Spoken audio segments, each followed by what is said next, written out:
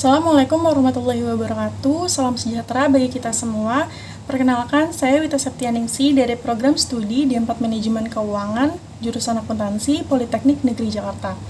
Pada kesempatan kali ini, saya akan mempresentasikan hasil penelitian skripsi saya yang berjudul Pengaruh Leverage, Pertumbuhan Perusahaan, dan Profitabilitas terhadap Peringkat Obligasi pada perusahaan yang terdaftar di Bursa Efek Indonesia periode 2016 sampai 2019. Sebelumnya, saya ingin mengucapkan banyak terima kasih kepada Ibu Dr. Randa Endang Purwaningrum MM selaku dosen pembimbing 1 dan Ibu Anis Wahyu Intan Maris SMSM selaku dosen pembimbing 2 yang telah membimbing dan memberikan arahan serta ilmunya kepada saya sehingga penelitian skripsi ini dapat terselesaikan. Pertama, saya akan menjelaskan mengenai latar belakang penelitian ini.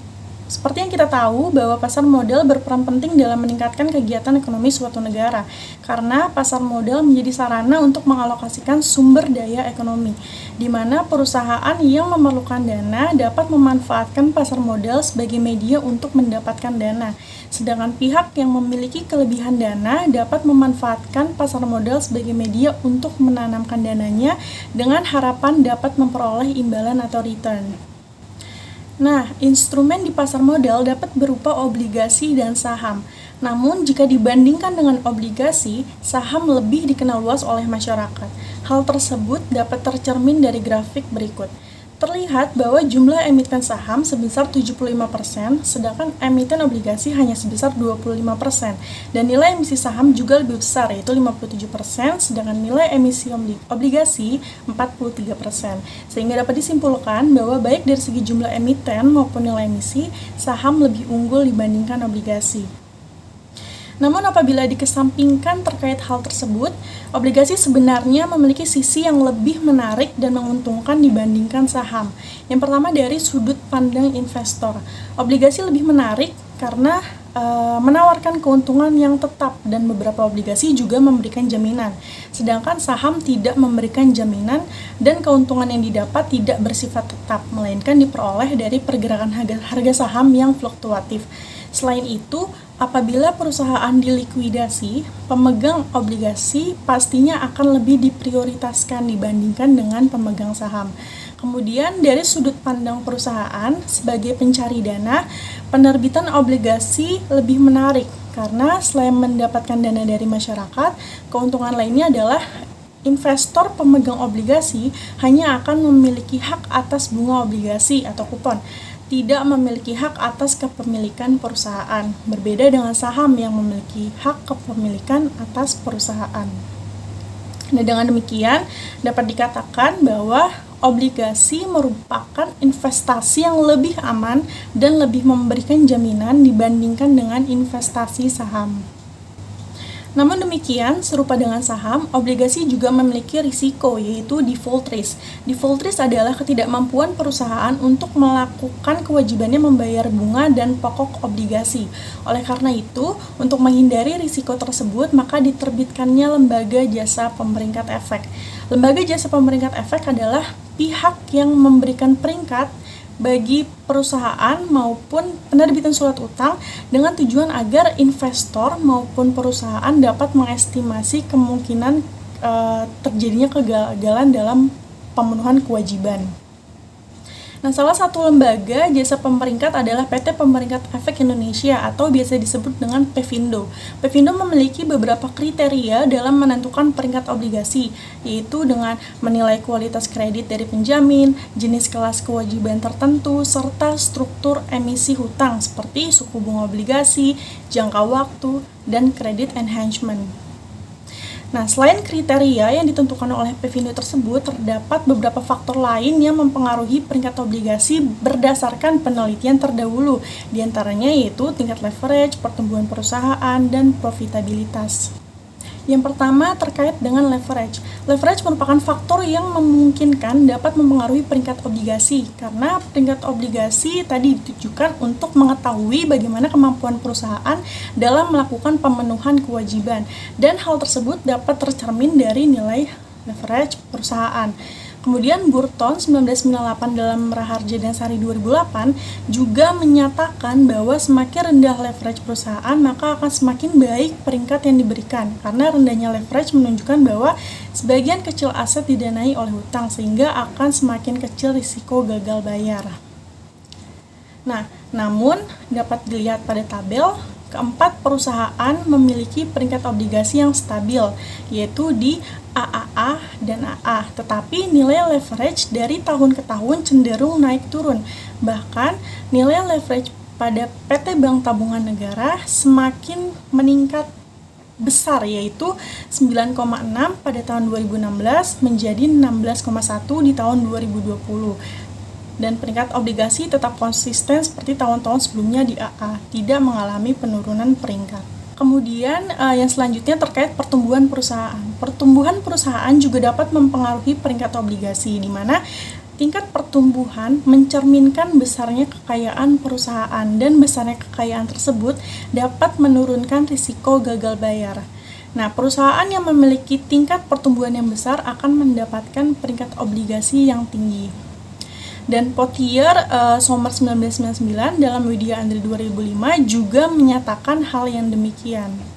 Namun dapat dilihat pada tabel, pertumbuhan keempat perusahaan dari tahun ke tahun cenderung naik turun, bahkan nilai pertumbuhan Bank CIMB Niaga turun ke 0% pada tahun 2018, tetapi tidak ada penurunan peringkat pada tahun tersebut dan tetap konsisten di peringkat AAA. Selain itu, nilai pertumbuhan PT Bank Tabungan Negara juga naik pesat di tahun 2020 dari 2% menjadi 16%, namun peringkat obligasi tetap konsisten seperti tahun-tahun sebelumnya. Kemudian yang ketiga terkait dengan profitabilitas. Berdasarkan teori, profitabilitas berpengaruh positif terhadap peringkat obligasi, di mana semakin besar profitabilitas maka akan semakin besar peringkat obligasi, dan sebaliknya semakin kecil profitabilitas maka akan semakin kecil pula peringkat yang diperoleh. Namun apabila dilihat dari tabel tersebut, profitabilitas beberapa perusahaan dari tahun ke tahun cenderung turun, seperti pada nilai profitabilitas PT Bank Rakyat Indonesia dan PT Bank Tabungan Negara yang selalu turun dari tahun 2016 sampai 2019, tetapi peringkat obligasi tetap konsisten seperti tahun-tahun sebelumnya. Nah, dengan adanya permasalahan atas perbedaan tersebut, maka saya tertarik untuk melakukan pengujian lebih lanjut terhadap pengaruh dari leverage, pertumbuhan perusahaan, dan profitabilitas terhadap peringkat obligasi secara parsial maupun simultan. Kemudian, adapun tujuan dari penelitian ini adalah yang pertama untuk menguji pengaruh leverage terhadap peringkat obligasi pada perusahaan yang terdaftar di Bursa Efek Indonesia.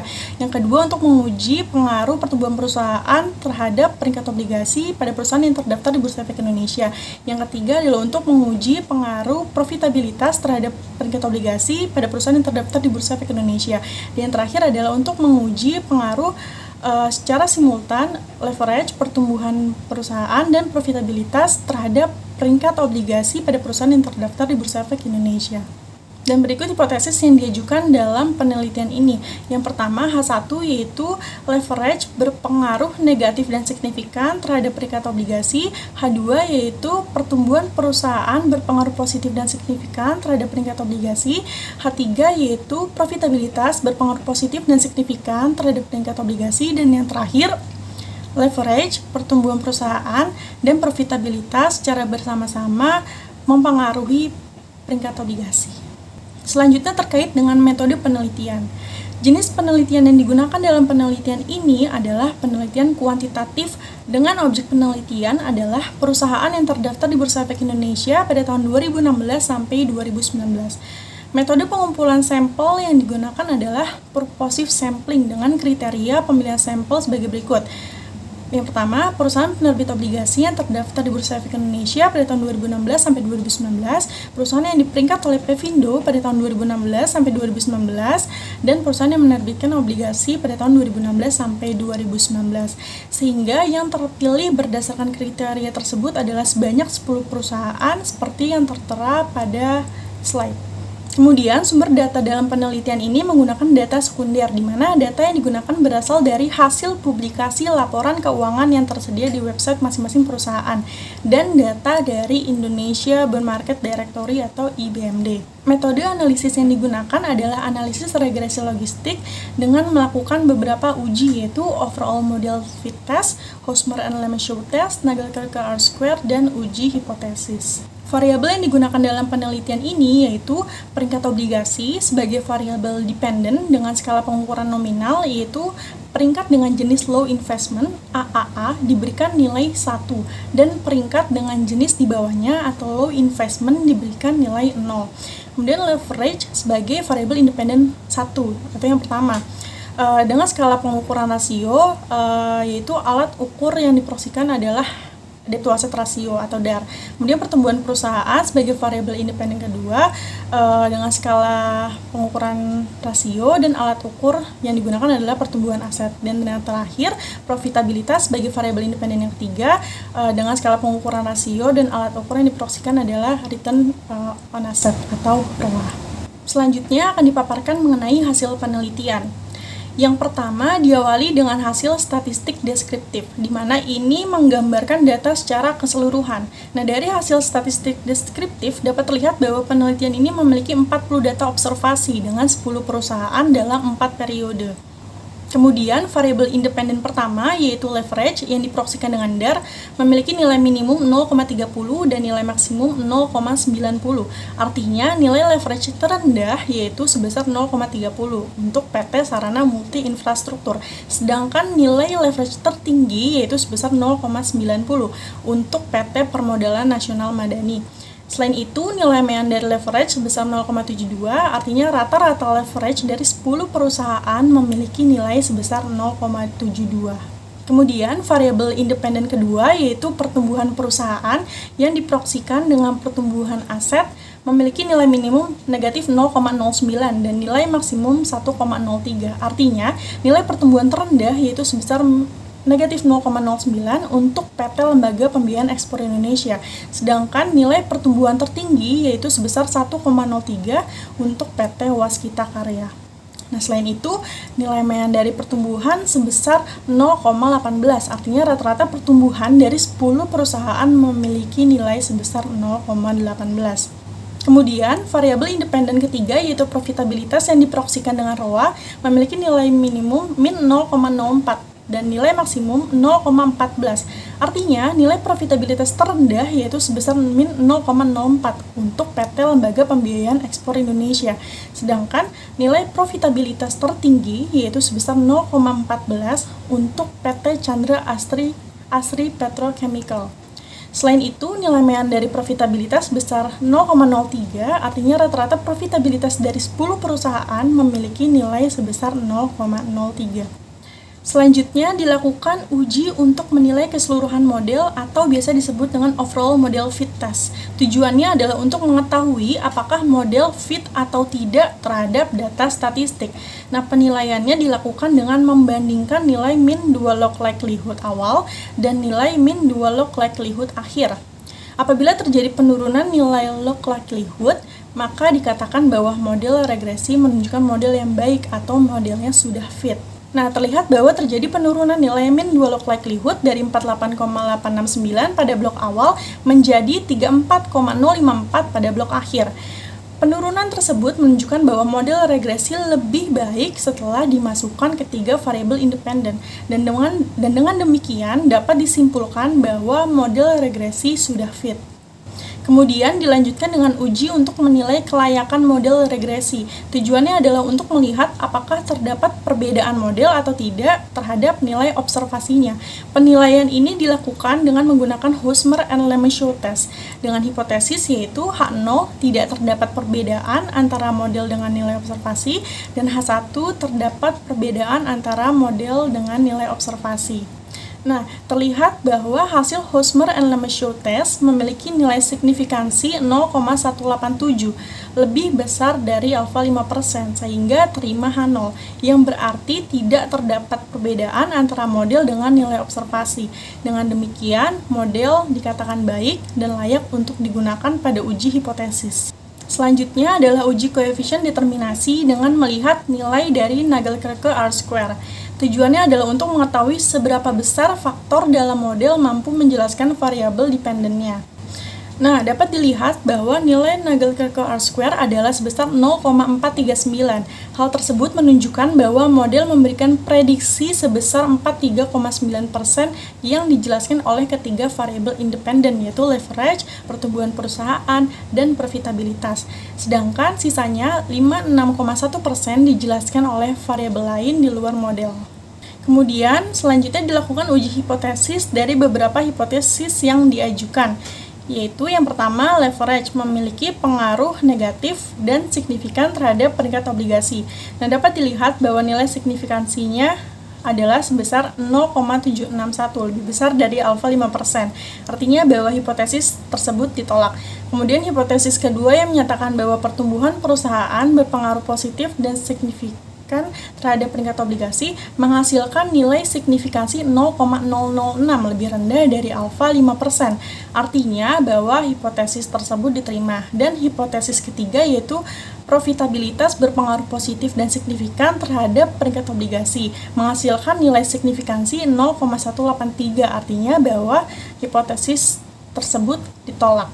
Dengan demikian, variabel yang secara parsial berpengaruh terhadap peringkat obligasi hanya pertumbuhan perusahaan. Kemudian, berdasarkan hasil dari omnibus test, di mana ini menguji variabel secara simultan, didapati nilai signifikansi yaitu sebesar 0,002, lebih rendah dari alfa 5%. Artinya bahwa hipotesis tersebut diterima, yaitu leverage, pertumbuhan perusahaan, dan profitabilitas secara bersama-sama mempengaruhi peringkat obligasi. Nah, dari hasil uji tersebut dapat diringkaskan bahwa hipotesis pertama yaitu leverage berpengaruh negatif signifikan ditolak dengan koefisien negatif 0,741 dan nilai signifikansi 0,761.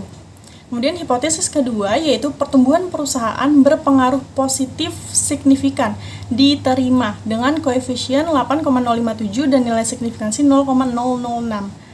Nah, dari nilai koefisien tersebut menunjukkan bahwa pertumbuhan perusahaan memiliki pengaruh positif terhadap peringkat obligasi, di mana setiap kenaikan satu satuan pertumbuhan perusahaan maka akan meningkatkan peringkat obligasi sebesar 8,057 satuan.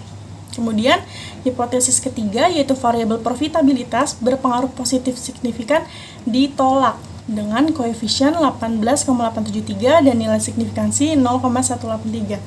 Dan hipotesis yang terakhir yaitu secara bersama-sama ketiga variabel berpengaruh diterima dengan nilai signifikan 0,002. Dengan demikian dapat disimpulkan bahwa yang pertama, leverage yang diproksikan dengan DER secara parsial tidak memiliki pengaruh terhadap peringkat obligasi. Yang kedua, pertumbuhan perusahaan secara parsial memiliki pengaruh positif terhadap peringkat obligasi. Yang ketiga, profitabilitas yang diproksikan dengan ROA secara parsial tidak memiliki pengaruh terhadap peringkat obligasi. Dan yang terakhir, leverage, pertumbuhan perusahaan, dan profitabilitas secara bersama-sama memiliki pengaruh terhadap peringkat obligasi. Demikian pemaparan yang dapat saya sampaikan, kurang lebihnya mohon dimaafkan. Wassalamualaikum warahmatullahi wabarakatuh.